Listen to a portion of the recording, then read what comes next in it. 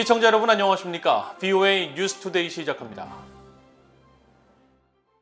미국과 한국의 안보실장이 북한의 최근 잇단 탄도미사일 발사를 규탄하고 다음 주로 예정된 바이든 대통령의 방한 문제 등을 협의했습니다.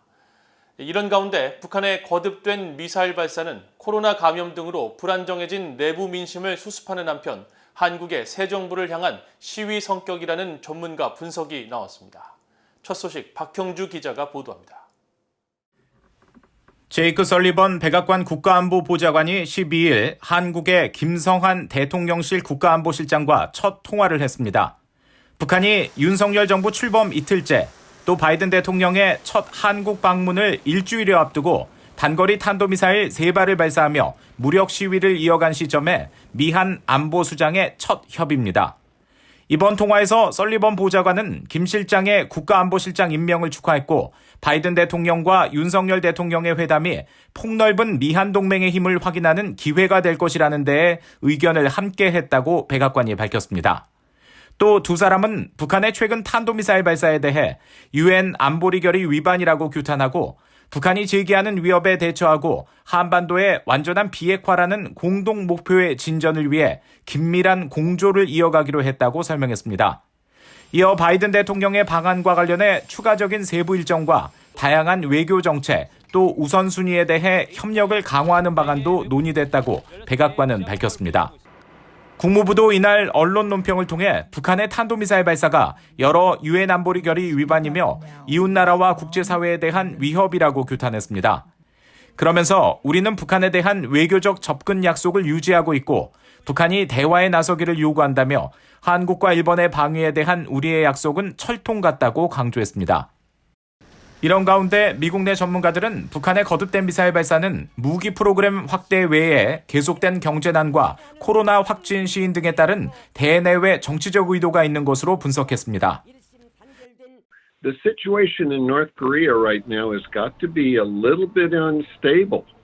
People are saying, is this government any good? What's going on that we're having all these troubles? The regime is trying to use what's called a diversionary strategy. They want to divert the attention of the people from their internal problems by demonstrating military strength. 또 새로 출범한 윤석열 정부를 향한 시위 성격이라는 분석도 나옵니다. And I think they wanted to send a message that it doesn't matter if you try to tough with North Korea. We're going to remain a strong country and don't think of ever having us surrender our nuclear weapons or ballistic missiles. 리스 전 실장은 그러면서 윤석열 정부가 출범 이후 북한의 첫 무력 시위에 대해 즉각 중대 도발로 규정하며 단호한 모습을 보인 것은 적절한 대응이라며 바이든 대통령이 다음 주 한국 방문에서 동맹의 강력함을 재확인하는 것이 중요하다고 강조했습니다. VOA 뉴스 박형주입니다. 미국 의회 상원이 미한 동맹을 비롯한 동맹의 중요성을 재확인하는 결의안을 채택하고 미한 동맹은 인도태평양 지역의 핵심 축이라고 강조했습니다. 상원은 12일 본회의에서 외교위 공화당 간사인 제임스 리시 의원이 대표 발의하고 반 메넨데즈 민주당 의원이 공동 발의한 이 결의안을 채택하고 미국이 일본과 한국, 호주, 필리핀, 그리고 태국과 유지하고 있는 동맹은 인도태평양 영내 안정의 토대라고 밝혔습니다. 결의안은 또 미한 동맹은 한반도와 인도태평양 지역의 평화와 안보, 번영을 위한 핵심 축이며 동시에 북한이 제기하는 도전에 맞서고 미래의 안보 도전을 해결하기 위해 긴밀히 협력하는 데 매우 중요하다고 명시했습니다. 또 한국과의 방위비 분담과 관련해 지난해 3월 타결된 협정을 인정하고 추가 기여 방안에 대한 지속적인 논의가 필요하다면서 동맹국들의 공정하고 실질적인 기여 등 공평하고 후회적인 분담 조치를 초당적으로 지지하며 이에 대한 지속적인 협의를 통해 동맹 강화의 기회로 활용할 것을 촉구한다고 강조했습니다. 북한의 잇단 탄도미사일 발사에 대응해 열린 유엔 안보리 회의에서 안보리의 무용론을 우려하는 이사국들의 목소리가 나왔습니다. 반복된 안보리의 규탄 속에서도 북한의 도발이 계속되고 있다는 것인데 안보리 차원의 강도 높은 행동이 필요하다는 지적도 제기됐습니다. 함지하 기자가 보도합니다. 유엔 안보리 이사국인 브라질의 호나우두 코스타 필류 유엔 대사는 북한 문제 논의를 위해 개최된 11일 공개 회의에서 북한의 도발에 아무런 대응을 하지 못하고 있는 유엔 안보리가 무능한 기구가 될 수 있다며 자성의 목소리를 높였습니다. 북한에 대한 각국의 거듭된 규탄 속에서도 안보리가 일치된 목소리를 내지 못하면 안보리의 무용론을 비판하는 사람들의 주장을 강화할 뿐이라는 것입니다. But none of those individual condemnations matter if the United Nations Security Council cannot speak as one single voice. It is high time the Council adopted strong and unified action in response to the DPRK's provocations. Silence in the current situation means irrelevance, and the body who bears the primary responsibility under the UN Charter for the maintenance of international peace and security cannot afford to seem irrelevant. 미국과 영국, 프랑스뿐 아니라 상당수 이사국들은 안보리 차원의 강도 높은 북한 대응을 촉구했습니다. Speaking out, condemning and calling on the regime to reverse its course and go back to negotiations are no longer enough. There is need for strong, concrete and resolute action by strengthening measures against the regime.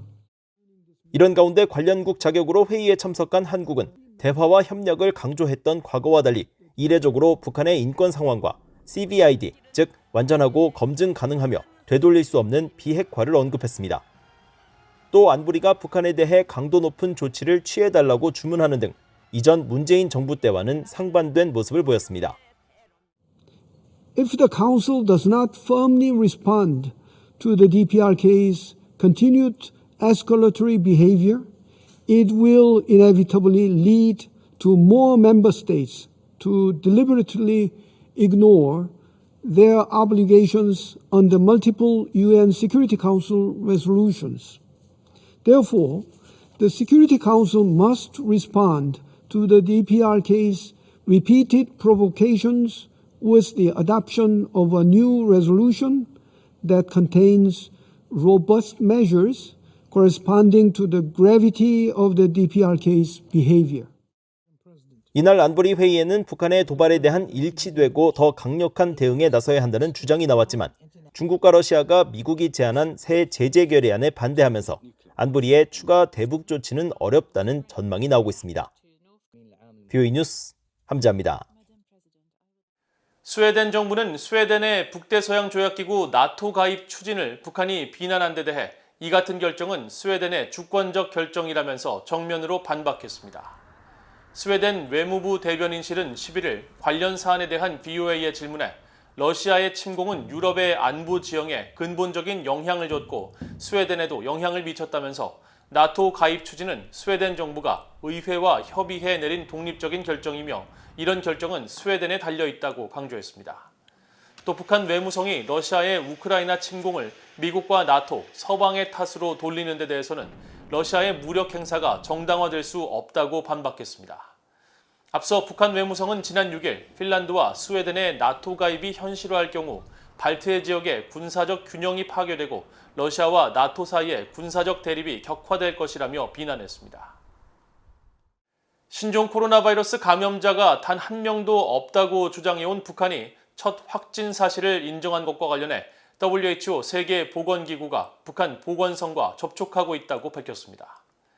에드윈 살바도르 세계보건기구 평양사무소장은 12일 VOA에 아직 북한 보건성으로부터 북한 관영 매체가 보도한 신종 코로나 바이러스 확진 사례에 대한 공식적인 보고는 없었다면서 이같이 밝히고 국제 백신 공급 프로젝트 코백스를 통해 신종 코로나 바이러스 백신 관련 정보를 계속 제공하는 등 북한 당국과의 협력에 전념하고 있다고 말했습니다.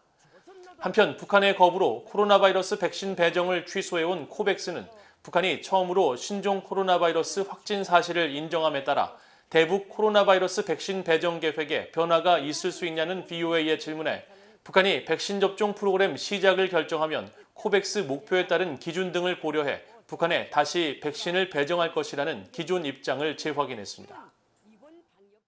조 바이든 대통령은 12일 화상회의 방식으로 열린 제2회 코로나19 정상회의 기조연설을 통해 미국은 전 세계 국가가 신종 코로나 바이러스와 싸울 수 있도록 190억 달러 이상을 제공하고 115개국에 5억 회분 이상의 백신을 전달했으며 추가로 5억 회분을 더 전달할 것이라면서 신종 코로나 바이러스 종식을 위해 국제사회와 협력해왔다고 밝혔습니다. 바이든 대통령은 또 신종 코로나 바이러스 대유행은 아직 끝나지 않았고 할 일이 많이 남아있다면서 국가와 지역사회별로 모든 사람들이 백신과 추가 접종을 할 수 있도록 보장하고 검사와 치료에 대한 접근을 전 세계적으로 확장해야 한다고 강조했습니다. 한편 지난 10일 취임 이후 처음으로 이날 국제 다자회의 무대에 참여한 윤석열 한국 대통령도 화상 연설을 통해 신종 코로나 바이러스의 전 세계적 대유행에 맞서 한국이 국제사회에 더 기여할 수 있도록 노력하겠다는 뜻을 밝혔습니다. 윤 대통령은 특히 시급히 백신이 필요한 국가들에게 충분한 공급과 안전하고 빠른 접종을 지원하면서 WHO 세계보건기구와 글로벌 바이오 인력 양성 허브를 구축해 개발도상국들의 백신 자급화 노력을 적극 지원해 나갈 것이라고 강조했습니다. 이상으로 VOA 뉴스투데이를 모두 마칩니다. 시청해주신 여러분 고맙습니다.